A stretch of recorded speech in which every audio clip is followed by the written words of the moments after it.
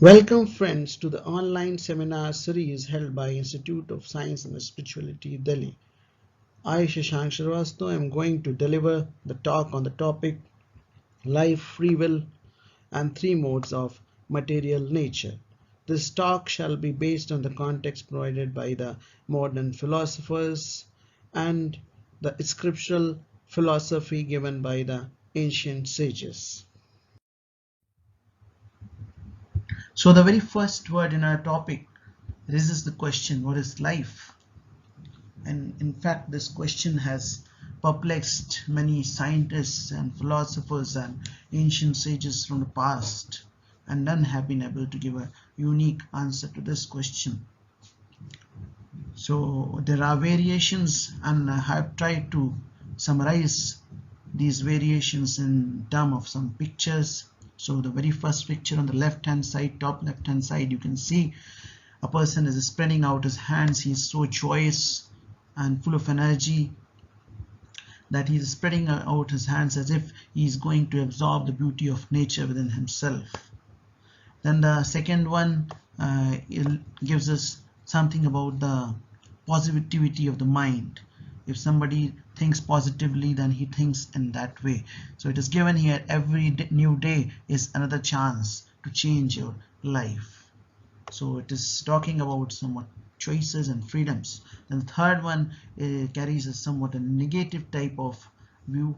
It is given that life is very complicated. Don't try to find answers, because when you find answers, life changes the questions. Yes, that is in fact also true, because we may be searching for a solution to a problem, but then another problem comes up. So it is like that. And the fourth one actually gives us a very nice view of the life, and it has been given here that what is life. So it says that it is from B to D, from birth to death. But what's between B and D? It's a C. So what is a C? It is a choice. Our life is a matter of choices, and it is said that live well and it will never go wrong. So from here we can get a sort of information that our life consists of choices. So we have a certain type of freedom. So we will talk about this in the upcoming slides. So when we start talking about the choices, then a big question arises, and that is whether we are free or are we programmed. So is there a designer who has programmed us and we are acting according to that design, or are we free? So when we see the spontaneity of thoughts in the human mind, then it seems that we are free.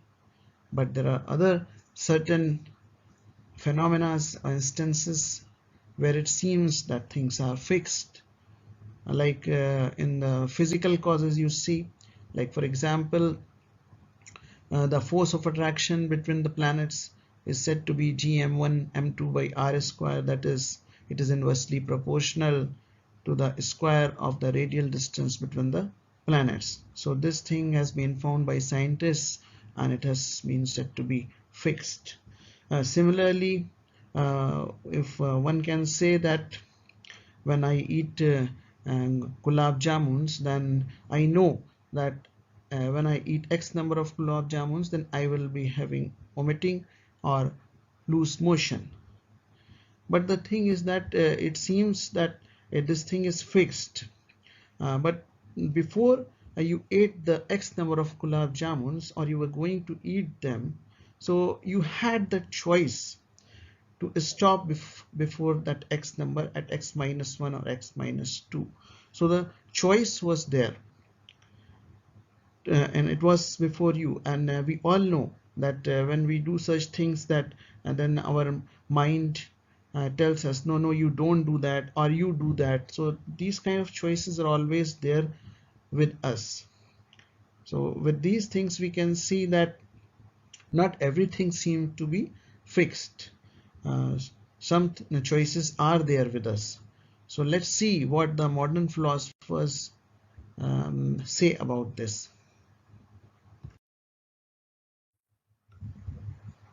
So the modern philosophers have formulated the problem of free will, and they have given a certain number of points, which are basically three. So the very first point is determinism is true. That means that every event is causally necessitated by prior events together with causal laws. So an example of that I gave just before this regarding the radial distance between the planets and how they are governed by a certain law. And the second point is that human beings have free will. And the third one is that free will is incompatible with determinism. So let's take an example of the game of billiards or snooker, where we will see how the ball moves on the table. So suppose that we strike two billiard balls, A and B. So the white and the red ones, we can call them respectively by A and B terms. And then say that A rolls suppose 11 inches before stopping, whereas B rolls say 11.1 inches before stopping. So prima facie, it seems that there must be some reason why B went farther. Perhaps it was struck a bit harder, or perhaps there was a bit less friction on the part of the table it rolled over, or whatever other reason. We might not know the cause, but it seems that there must have been some cause, because experience tells us that things don't just happen. Prima facie, it seems that everything that happens in the physical world has a cause, and hence that determinism is true. And this applies to human decisions as well as to any other kind of event. Suppose that I have to choose between two options A and B, and that I choose A, and suppose that the next day I am presented with the same choice and I choose B. So it seems that something must have been different about my mental state in the two cases. Perhaps my desire for A decreased in the interim, or perhaps my desire for B increased, or perhaps I just wanted some variety and so I chose B because I remembered choosing A the day before, or whatever. So we might not be able to figure out how my mental state changed, but prima facie it seems that something about my mental state must have changed, because it seems that if I were in the exact same mental state, that is, if I had the same beliefs, desires, fears, and so on, all of the same strengths, then I would have made the same choice.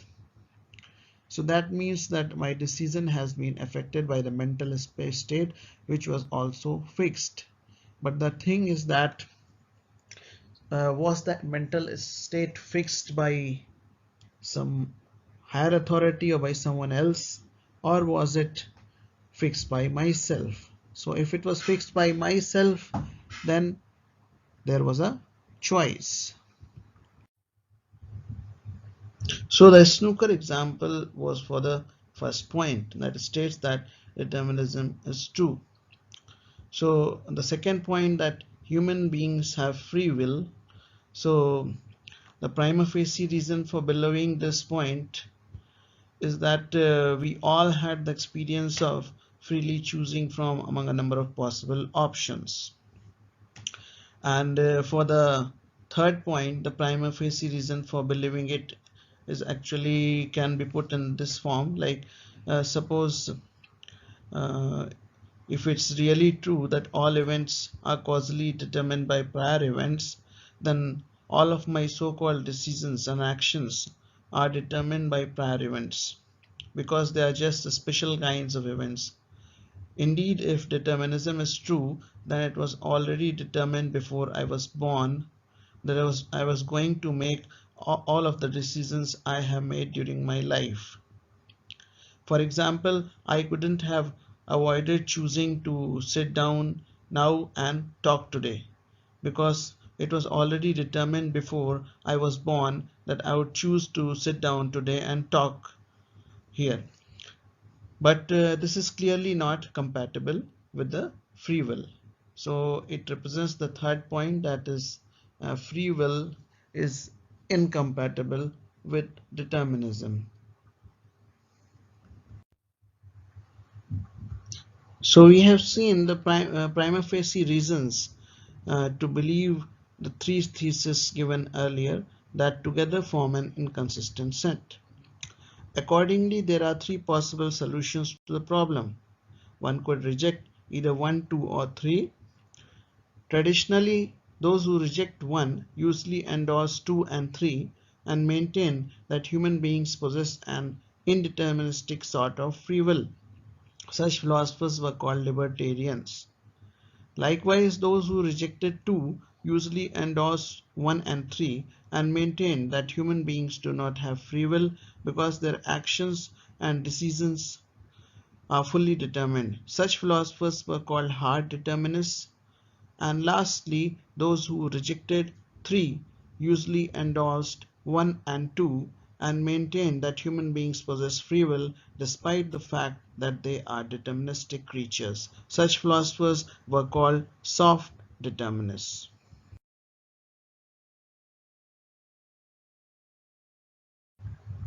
So the understanding of free will to which the philosophers and scientists have reached is enlisted here in the form of certain points.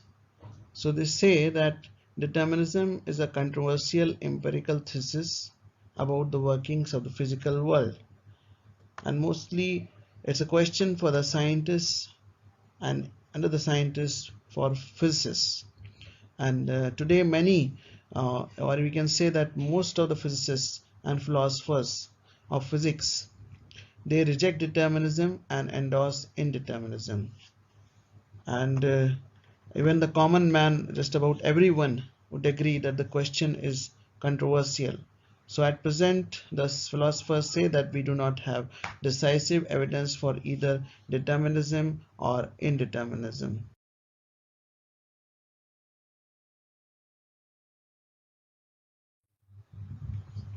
So then what is the conclusion of the philosophers? In their own words, there is no unique correct answer to what is free will question, and at the same time, there is no denying that there may be a unique correct answer. And they say that it may be possible that ordinary usage and intentions concerning the expression free will are imprecise as in the above statement. Yes, the above statement which I gave to you is very confusing. And also they say that there are no other facts out there that are capable of settling the what is free will question. So they themselves, the philosophers themselves, have agreed to this fact that they do not have a clear understanding of the free will question. So we should now leave aside their point of view, and we will now be moving towards the scriptural point of view.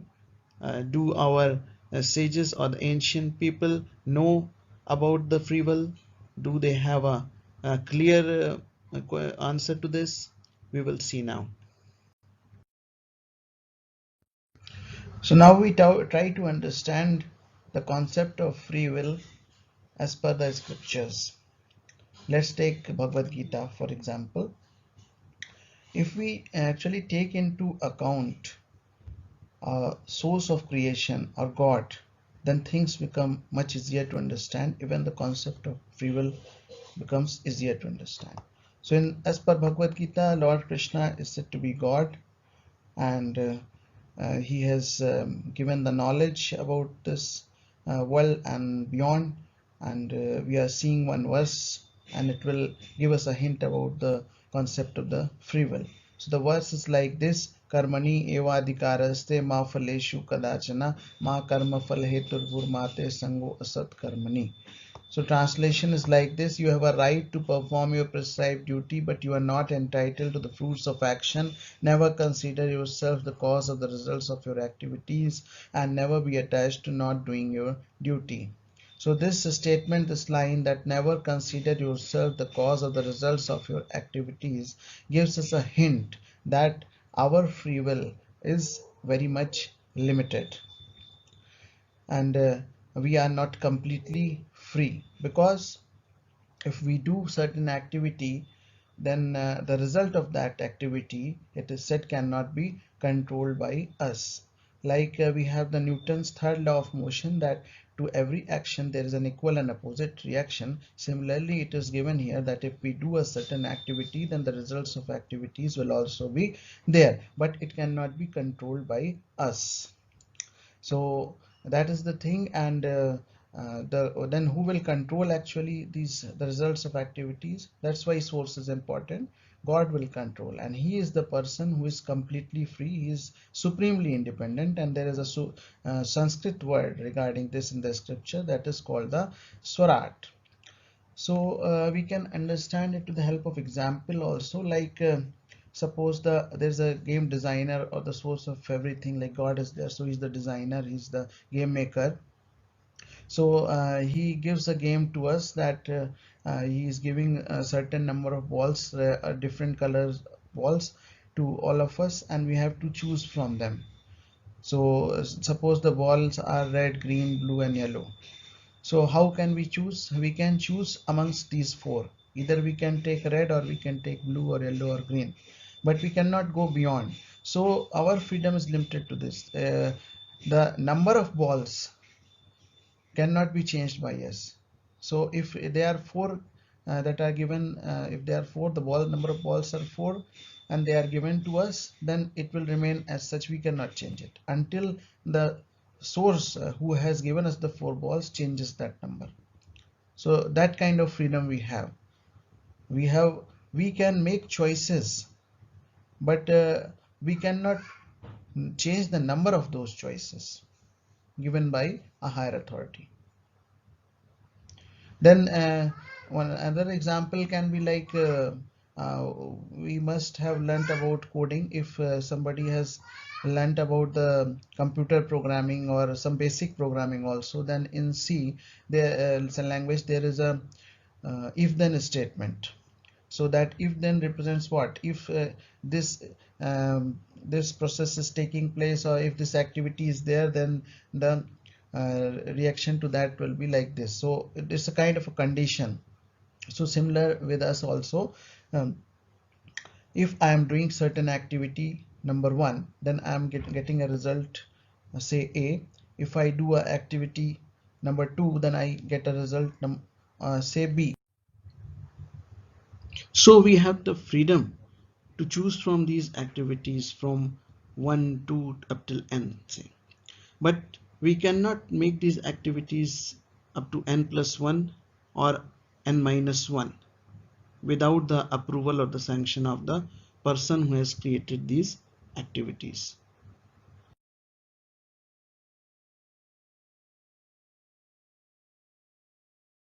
Let's see another verse of the Bhagavad Gita to get more clarity. So it is the Bhagavad Gita text number 5.15. Nadatte kaschachit papam nacheva sukritam vibhu ajnanena avritam jnanam tena muhyanti jantavaha. Translation is like this: nor does the Supreme Spirit assume anyone's sinful or past activities. Embodied beings, however, are bewildered because of the ignorance which covers their real knowledge. So the Lord is never responsible for the actions and reactions of the particular situation which may be desired. But the Lord, however, can fulfill all desires, and the Lord, being neutral to anyone, does not interfere with the desires of the minute, independent living entities. So it is very clearly given here, that's why the scriptures give us a better understanding that the living entities or all of us are having freedom, but that freedom is limited or minute.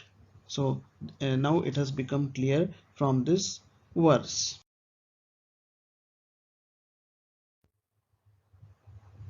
To further reinforce our clarity, let's take up another verse, which is the 13.23 text of the Bhagavad Gita. It says, Upadrashta anumanta cha bharata bhokta maheshwaraha paramatmeti chapi ukto dehe asmin purusha paraha. Translation is like this: within the body also resides the Supreme Lord. He is said to be the witness, the permitter, the supporter, transcendental enjoyer, the ultimate controller, and the Paramatma, the Supreme Soul. So a very beautiful example is there. which is similar to this verse, meaning like if there is a tree and in the branches of the tree there are two birds sitting, then one is eating the fruits of the tree, whereas the other one is simply watching the bird which is eating the fruit, or he's just the witness of that. So this analogy helps us to understand that the bird which is eating the fruits is the living entity, whereas the one which is witnessing the activities of the other bird is the super soul. So it is given in this verse that without the sanction of the supreme soul, the individual soul cannot do anything. So this sentence actually can be misunderstood, and many people do misunderstand this. They say, okay, then everything is being done by the Lord. Any wrong activity also, if they do, they say that it is being forced upon them, or the Lord made them to do that. But it is not so. We have the minute independence. The final sanction will be from the supreme being, but we have the minute independence to choose. Like if somebody is having the tendency to murder another person, then that desire has first of all come within himself.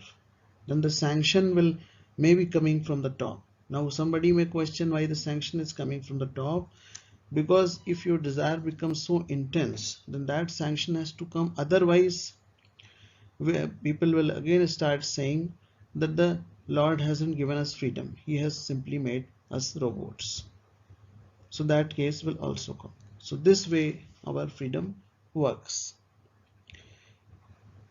So the Lord is always eager to teach the right things to the individual souls, but due to the minute independence of the individual living entity, he is continually rejecting the association of the Supreme Lord. And this misuse of independence is the cause of his material strife in the conditioned nature.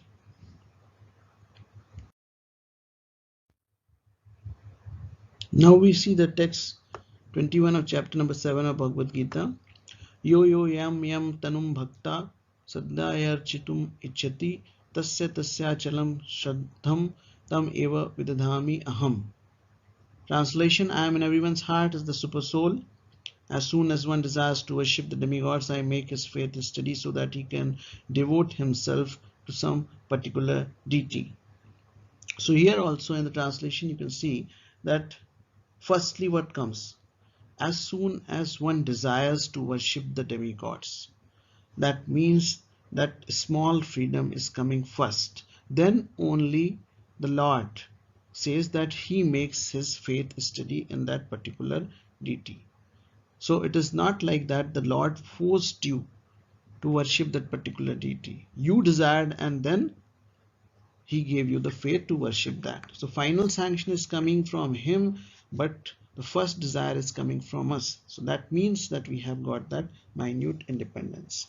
So further it is given that God has given independence to everyone. Therefore, if a person desires to have material enjoyment and wants very sincerely to have such facilities from the material demigods, the Supreme Lord as super soul in everyone's heart understands and gives facilities to such persons. As the Supreme Father of all living entities, he does not interfere with their independence. Again, very important point. He does not interfere with their independence, but gives all facilities so that they can fulfill their material desires. Some may ask why the all-powerful God gives facilities to the living entities for enjoying this material world and so lets them fall into the trap of the illusory energy. Same thing as I have described previously, that people may say that it's God who is doing and why he is putting us in this suffering world. He is forcing us to come here. So the same explanation is given here. The answer for this is that if the Supreme Lord as Super Soul does not give such facilities, then there is no meaning to independence. So that thing I have already told clearly in the previous slides. Therefore, he gives everyone full independence, whatever one likes, but his ultimate instruction we can find in the Bhagavad Gita, and so we should try to follow the teachings of that, and that can make us happy. So another verse of the Bhagavad Gita, this time 18.63. You may be thinking that this person is going on with the verses of Bhagavad Gita, but actually they are very much needed to understand the things clearly. So it is like this: iti te jnanam akhyatam guhyat guhyataram maya vimarshyatad asisena yathechasi tatha kuru. Translation: thus I have explained to you the most confidential of all knowledge. Deliberate on this fully and then do what you wish to do. So see, at last the Lord is telling Arjuna that do what you wish to do. I have explained that the real nature of the world and whatever knowledge he could have given about this world, because he is the creator, so he has given the full knowledge. Now he gave the freedom to Arjun to act as per his wish. So God does not interfere with the little independence of the living entity. In Bhagavad Gita, the Lord has explained in all respects how one can elevate his living condition. So the best advice to Arjun was to surrender to the super soul. And why to surrender? Some people will ask why to surrender.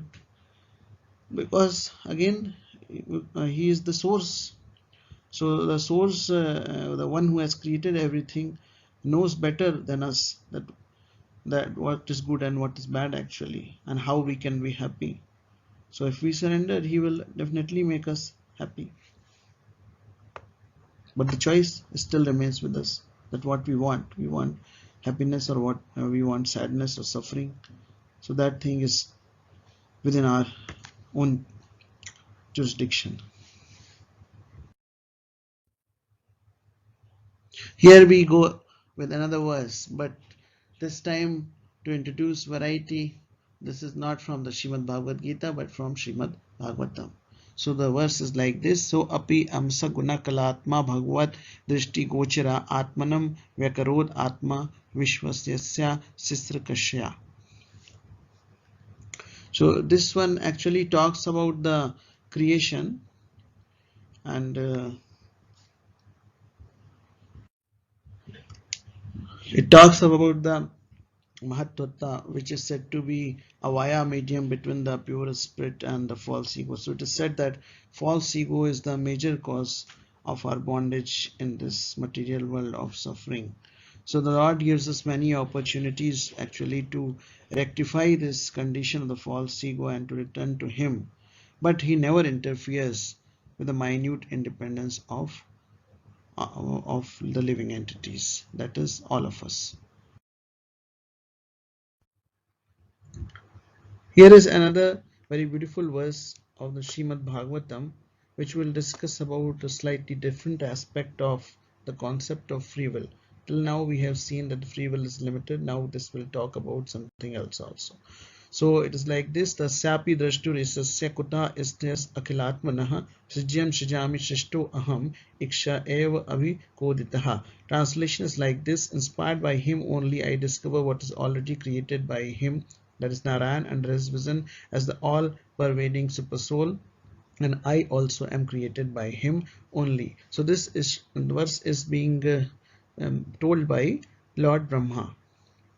So he is saying that although he is the creator of the universe, he admits that he is not the actual creator but is simply inspired by the supreme lord, that is Narayan, and therefore creates under his superintendent those things that are already created by the supreme being, who is the super soul of all living entities.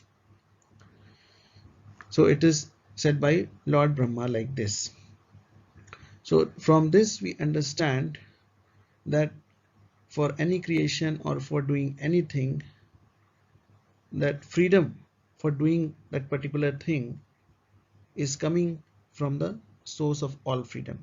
That means from the person who is completely independent. So now this is a different aspect of concept of free will, because we are seeing here that all the free will is limited also, but it can be unlimited if it is sanctioned by the supreme being. That means our free will is dependent.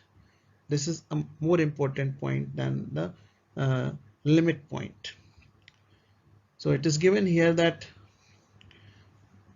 no one can create anything without the sanction of the Lord, since everyone receives the ability to do anything from the Supreme Lord. And this ability is also awarded by the Lord according to one's willingness to render service unto the Lord. So that is our freedom. We have to voluntarily surrender to the will of the Lord. Then we get all types of freedom. Even our freedom can also be unlimited if we are in line with the wish of the Supreme Lord. So that was the point I wanted to make with this verse. So after going through a number of verses, now you can relax, as here is a figure, and we know that the visual things always give a better understanding. So in this figure you can see there are two circles given. One is the inner circle and the other one is the outer circle. So there are two markings. One is given as the area of control, the inner one, and there is one more marking, that is area of no control, that is the outer circle. So we can see certain number of activities which are present in the outer boundary, and there are certain which are present within the inner circle. So things like punctuality, sincerity, studying for exams, self-discipline, values, vision, beliefs, attitudes, all these are within our area of control. We can control these things. Like if we want to be disciplined, then it is in our hands. If I want to get up early in the morning, then it is in my hands. It is not in somebody else's hands. Similarly, if I want to study for the exam, irrespective of whatever the result may be, I can do so.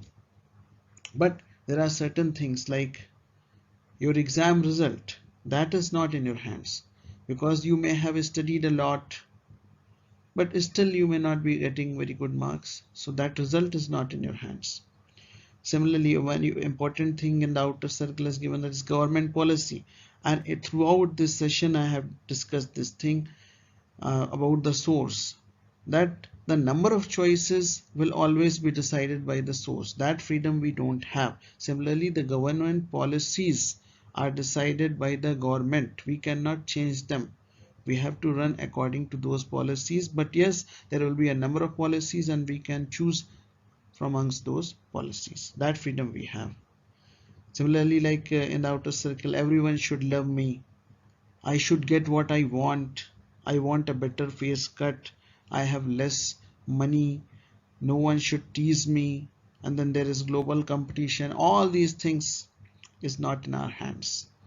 So I believe that this gives a much clearer picture. Out of the three things in today's topic, that is life, free will, and three modes of material nature, we have already discussed life and free will in detail. So now we move on to the three modes of material nature. So what it is actually. So as per the scripture or the Bhagavad Gita, it is said that there are three kinds of modes, and which are governed by Maya or Maya, and Maya is represented by goddess Durga. So goddess Durga is controlling these three modes, and they are the modes of goodness, passion, and ignorance. In Sanskrit or Hindi, they are known as Satoguna, Rajoguna, and Tamoguna respectively. So she is the one who is controlling these things and giving us the choices to make from amongst these three when we come to this material world. So again, you can see here the free will concept, that we have the freedom to choose from these three only in this material world. And the fourth thing, we cannot create of our own. When The higher authority or Durga Devi, or even above Durga Devi, Lord Krishna, gives us that fourth thing, then only we can choose from those, but we cannot create of our own. So there is the fourth thing, in fact, that is the transcendence, when we move beyond goodness, passion and ignorance. But even then we are not completely free, because there are only two things: either we surrender to the Maya or we surrender to Krishna. So it is like that: if we surrender to Maya, then we are in trouble, we suffer, and when we surrender to Krishna, we enjoy, we are happy along with him.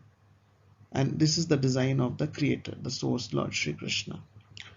So we are never completely independent. Even when we are beyond these three modes, we are said to be independent. We have to be under the jurisdiction of Lord Krishna.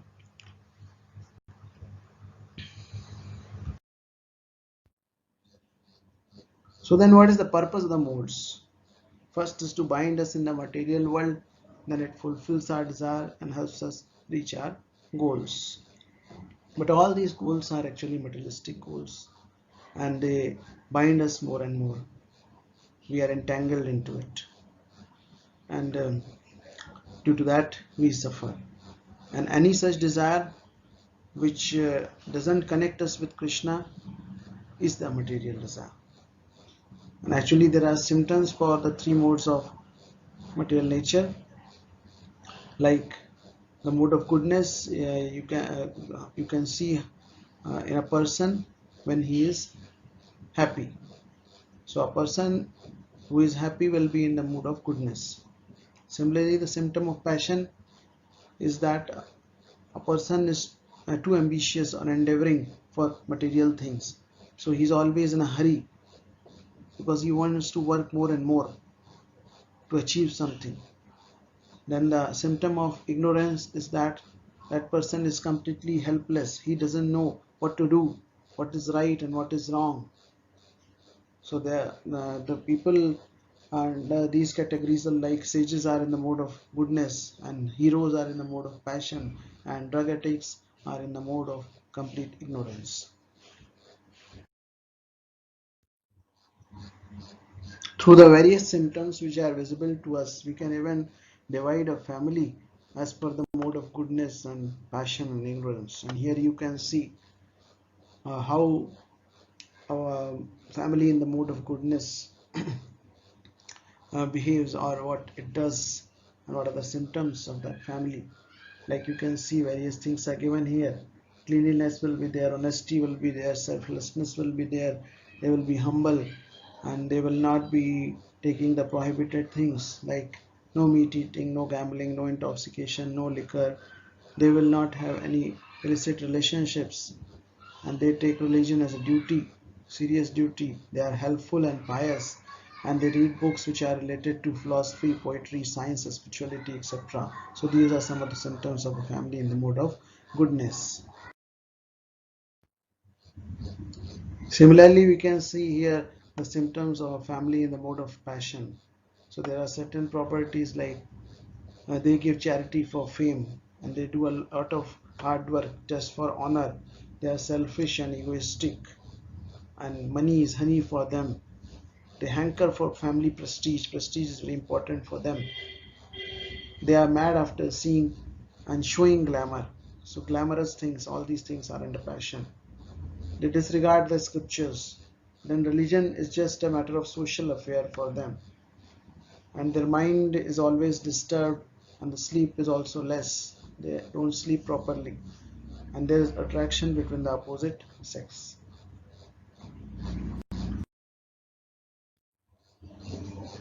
Let's see here the symptoms of a family in the mode of ignorance.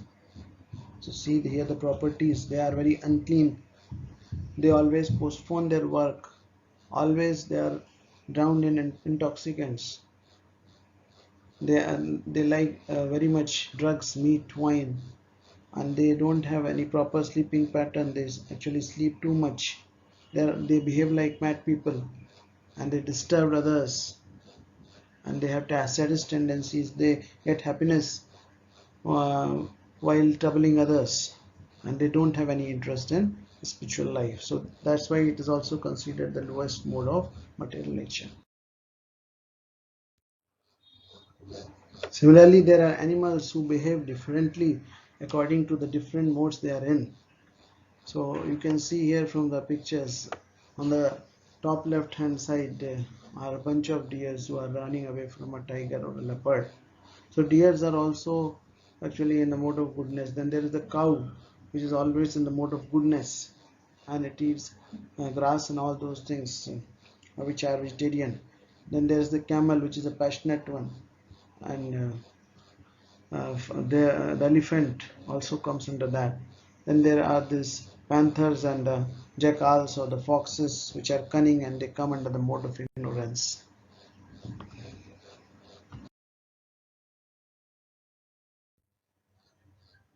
Even our hairstyles can be according to our modes. So the first figure which you are seeing where the boy is praying with folded hands is that of the mode of goodness, whereas the number 2 and 3 with different kinds of hairstyles of glamour is for the mode of passion, and the number 4 long hair which a man is keeping is that of the mode of ignorance. Here is one more example, like in the case of birds. So the vulture is there, or the kite is there. They even eat rotten meat, which is a smelling. So they are in the mode of ignorance. Then there is the pigeon, which has the habit of copulating around 1000 times in a year. So it is in the mode of passion. And there's the swan, which has got the ability to make out pure milk from water. So if you want to know how much water your milkman has put in the pure milk, then you can have a swan at your place. So swan has got that much ability. It is in the mode of goodness. So finally, the human beings amongst the living entities. In fact, we are also bounded by the ropes of the material nature, and we can see here from the pictures how, like Jesus Christ was there, even when those rulers crucified him, then also he was forgiving. He prayed to the Lord to forgive all those men. So he was so great. He was completely in the mode of goodness or even above that in transcendence. Then the picture number 2 signifies a person who's thinking too much, who's worried. So he's in the mode of passion. Figure number 4 is also of the person in a pensive mood, and he's amongst the nature. So he's in the mode of goodness. He's a thinker, a philosopher. And then figure number 3, he is a doctorate type of person or a thief who is very happy on his stealing or killing. A knife is shown there. So he is completely in the mode of ignorance. Also, the food we consume and also we subdivided as per the modes of nature. And as per the scriptures, it is said that those food which are stale and which is smell or are a dead body, they are all under the mode of ignorance. So um, this your chicken and your fish and all these things, all these are dead bodies only, so they are in the mode of ignorance. Those who consume that, they are in the mode of ignorance. And those food which are fresh and juicy are in the mode of goodness. So like the gulab jamun figure you see here, so it is the mode of goodness. Similarly, those food which are very spicy and very bitter, also pungent, so they are in the mode of passion, like the figure 3 you see. And similarly 2 also, 2 can also be considered ignorance because it is eggs, so it's a kind of a waste material coming from the hen's body. So in that way the food can also be subdivided into the 3 modes. Further, we can see that our dress can also be as per the modes of material nature. So the first figure shows a sober kind of dress where a person is completely covered and he looks simple and sober and handsome. And the second one shows a fashion type of dress, that is the jeans, and people may start shouting also on seeing showing these dresses. They may find it controversial, but the truth cannot be hidden. See, earlier I had said that passion symptom is glamour. So these genes show glamour, so that's why they come under the mode of passion. So there is reasoning behind that. And similarly, the third one is under the mode of ignorance, because it is torn from somewhere, it has got certain patches, like some dresses are nowadays coming there where the they are covering less, instead is exposing more. So what are the dresses meant for? What are the clothes meant for? They are meant for covering your body, and instead if they are exposing them, then why to wear those dresses? So that's why they are considered to be in the mode of ignorance, because they are doing the opposite work. So after all this discussion, are we ready to know which mode we are in? Yes, we can do so by thinking of our own behavior. If I am peaceful, I am fresh and full of energy, I am feeling happy, I feel like helping others, then I am in the mode of goodness. If I am burning with desire and I am upset, then I am in the mode of passion. If I am always feeling tired, I am forgetful, and I feel like to hell with everything, then I am in.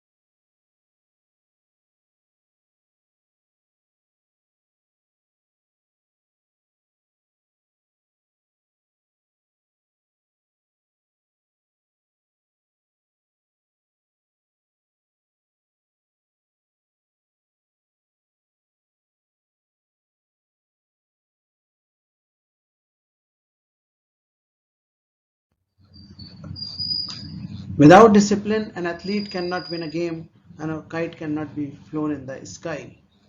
Hence, discipline is also a part of mode of goodness.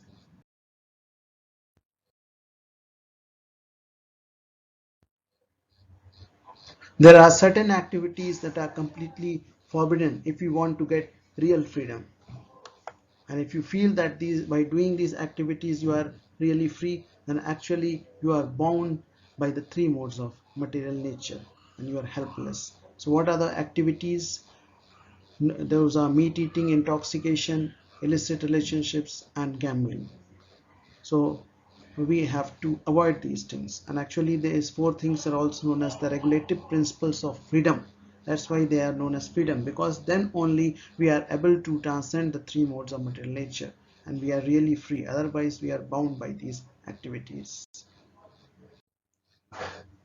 Here's a doctor's advice for freedom from three modes of material nature, and he's a real doctor, a real PhD scholar, researcher.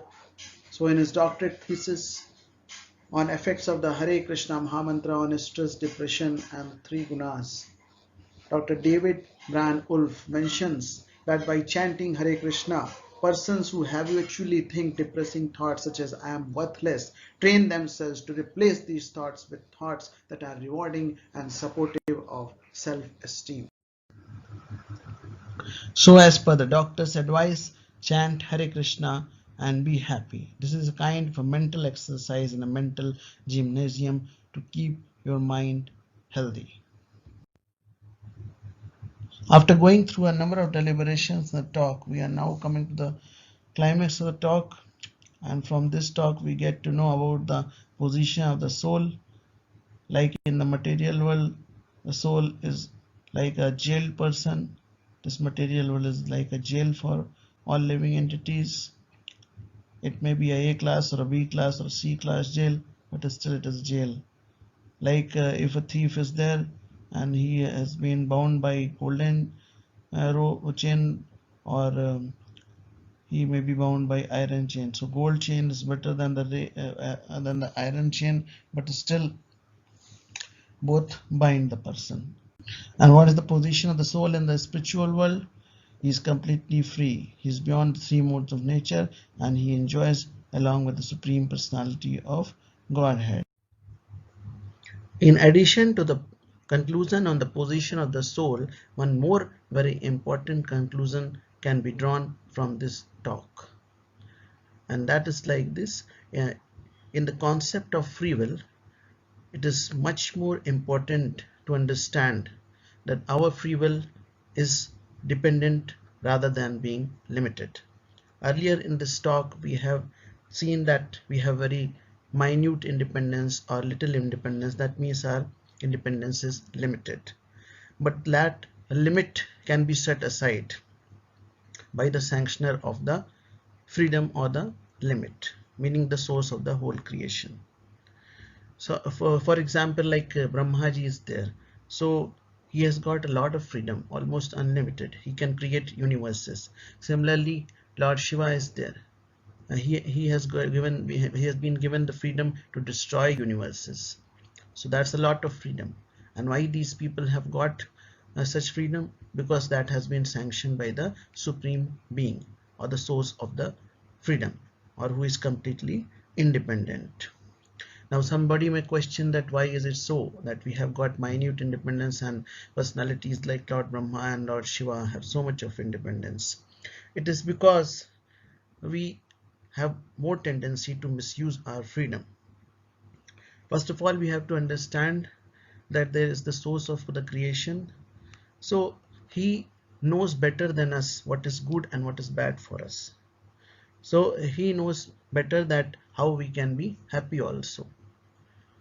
So once we transgress his laws or we don't follow his instructions, then he doesn't give us that much of freedom. Because then if we get a lot of freedom, we can create chaos in the whole world. So that's why it is necessary to limit the freedom. But if we follow his instructions as per his wish, then he will give us more freedom. So that's why this point is very important, that our freedom is more dependent rather than being limited. So I hope that you enjoyed this talk and you have got a little bit clarity about the life, free will, and the three modes of material nature. Thank you very much for the patient hearing. Friends, don't go away. Please watch a video by a highly elevated personality which will give you utmost clarity about the concept of free will. Do we really have choices in our lives? As far as I read your book, you got a dream, come to India. You missed your train in Vrindavan. So do we actually have choices? We think we have choices, but do we really have? That's a beautiful question. Thank you. Simultaneously, we have no choice and we have choice. Just like an example, the way the laws of karma work is when we do something, we do it by choice. But then the result of that is not our choice. If you hurt somebody, it's your choice to hurt them or not hurt them. You choose to hurt them, then the karma of being hurt, you have no choice. But isn't the thought to hurt also predetermined? It may, no, yes and no. The inclination is because we have hurt people in the past, but still we have the choice. An example, somebody chooses to smoke a cigarette. Then they choose to smoke a second cigarette. And they choose to choose a fifth and a sixth. And soon they're addicted to cigarettes. And it's almost like they don't have any choice. People aren't born addicted to cigarettes. They're addicted to cigarettes because usually when you first smoke a cigarette, it's horrible. You're coughing, but because you think it's cool and everyone else is doing it and you look like you're very special when you're smoking cigarettes and people will look up to you, you smoke them out of choice. And then you become addicted. And That addiction came, that habit came because of choices you made. But even if you're terribly addicted, you still have a choice to give it up. It's just more difficult. So I'll give another analogy. There's an airplane. Can you hear? There's people on that airplane. Let us say that airplane is going to Singapore. Whoever got on that airplane, it was their choice. People's choices may be influenced. Some may be going because they're influenced because they may make a lot of money there. Some may be going because they want to go on a vacation and see the fountains there. Some may be going to Singapore because they have loving relatives there. There may be different reasons, but they've all chosen to get on that plane. Now, once you're on the plane, do you have a choice where you're going to go? Absolutely not. You're going to Singapore. But you have a choice what you're going to do on the plane while you're going. You have a choice to go to sleep. You have a choice to argue with your husband or wife. You have a choice to eat meat or vegetarian food. You have so many choices. You don't have a choice where you're going, but you have a choice what you're going to do on your way. And then when you get to Singapore, you have so many, you're in Singapore, but you have so many choices where you're going to go, what you're going to do, how you're going to be. So there are certain things that are predestined because of our choices of the past. But at every moment we have a choice to respond to the situation we're in. Choice is never taken away from us. And our destiny is based on the choices we make. What's happening now is due to choices of the past. And what happens in the future is according to our choices now.